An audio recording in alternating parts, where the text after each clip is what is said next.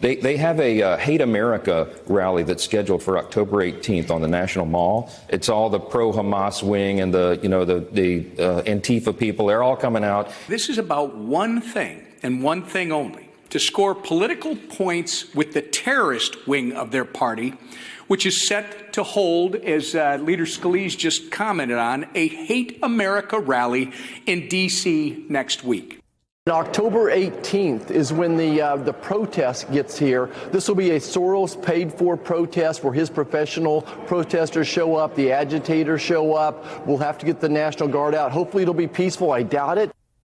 It's Ken Harbaugh with the Midas Touch Network. The leadership of the Republican Party is calling the upcoming No Kings protest a terrorist event, and they are threatening to deploy the National Guard to confront it. We are at the Rubicon. It's not just President Trump who has gone off the rails. That's to be expected. It's the entire leadership of the Republican Party, the supposed adults in the room, who are now accusing those of us who refuse to bend the knee. And that literally is what No Kings is about. Look up the phrase bend the knee. They're calling us terrorists. You know what this is. It's projection. Look at who they're defending. ICE.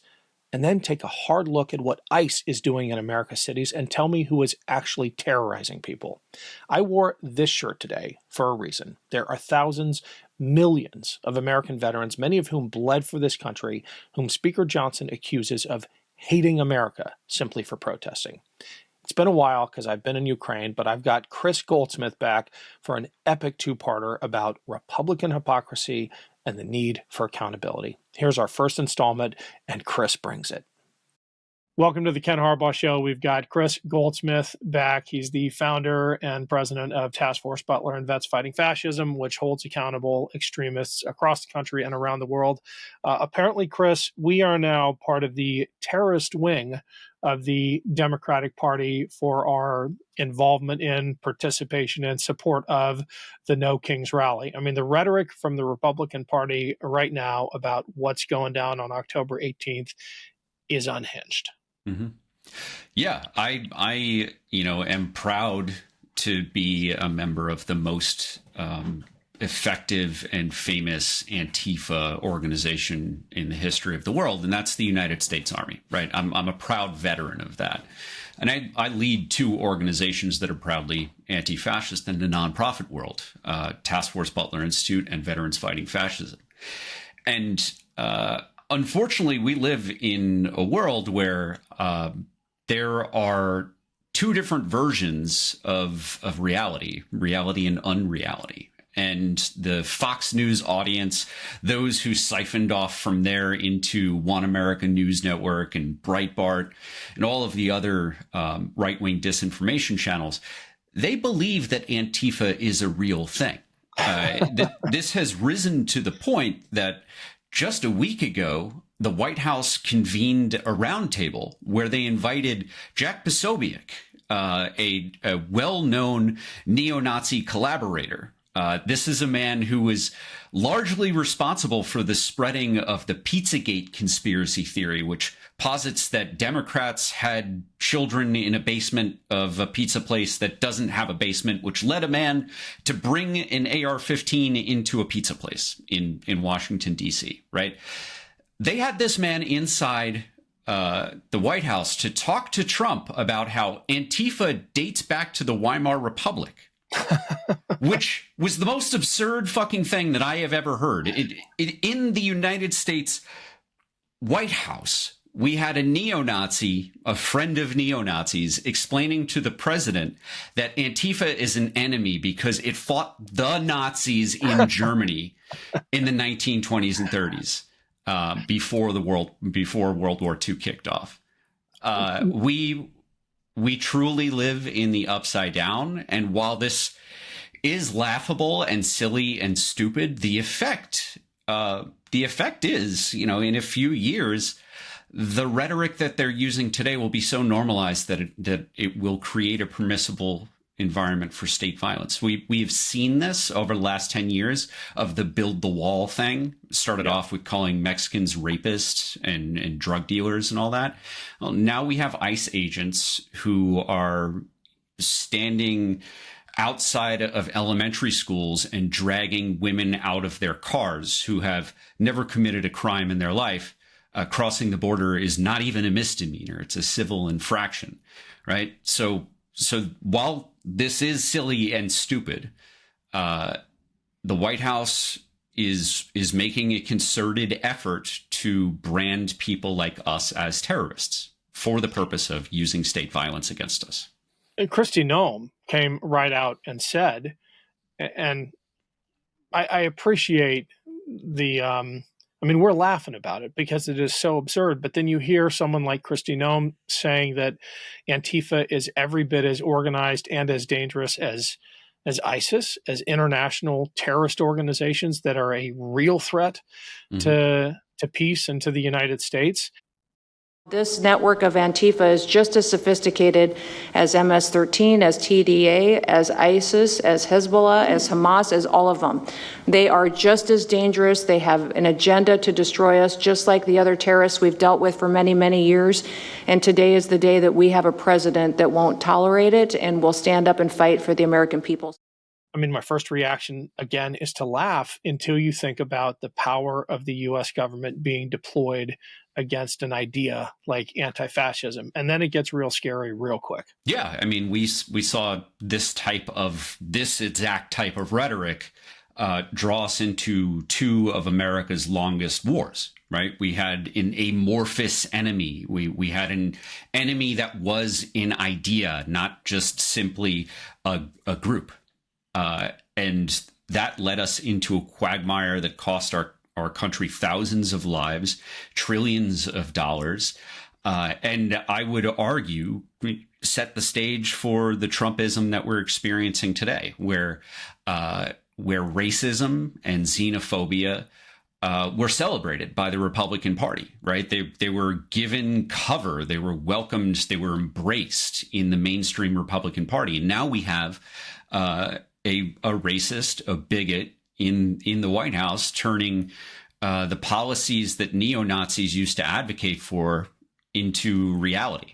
That's why we're not seeing neo-Nazis, out on the street as much this year as we have in previous years. Because they don't need to be. They got what they wanted, working from the inside.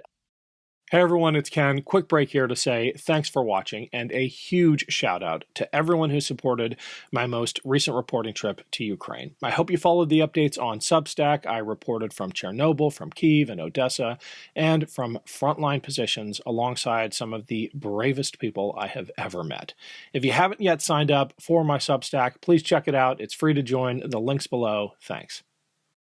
I'm going to link two seemingly disparate news stories because I want to get your reaction. We have the Department of War. I have a hard time saying that with a straight face, under Pete Hegseth, now claiming almost like unitary privilege to designate targets as terrorists and to take them out without any degree of due process or explaining their actions to Congress, much less the American public. I'm talking about these strikes on fast boats in the Caribbean, and we're supposed to just trust them that these are terrorists, right? That's what they're calling them.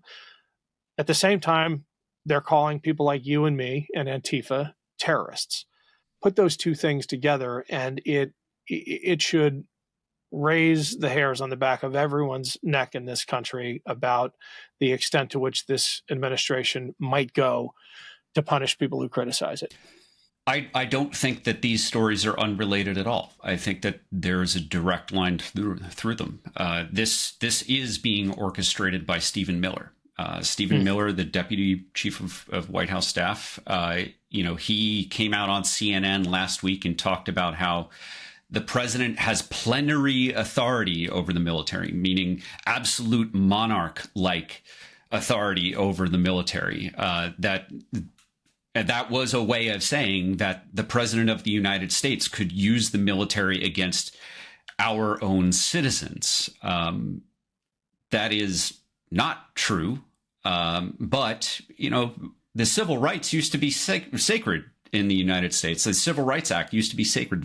Voting Rights Act used to be sacred in the United States. These are key constitutional rights that have been eroding quite quickly So our right to due process is something that I think is absolutely on the chopping block, and it's not far away.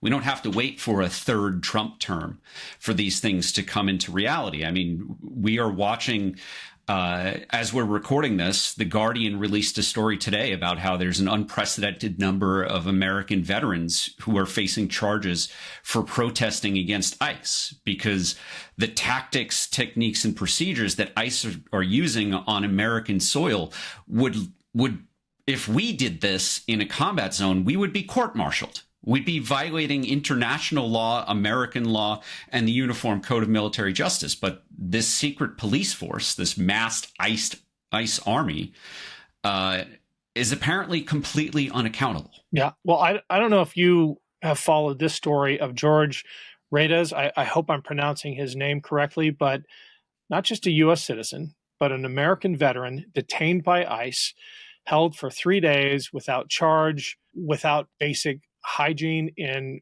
really dehumanizing conditions, and released without any kind of apology, and to your point, with zero accountability for the individuals or for the department who denied his, who infringed upon his civil rights. I mean, where's the accountability? I hope that the accountability is part of the platform of every politician who's left of Republicans. I think that, or I should say left of MAGA Republicans. I would love to see some people who still consider themselves to be Republican or conservative adopt the idea that accountability is a key part of our law-based order, not just in the United States, but internationally. The things that are happening in the United States today are undermining our credibility on the world stage.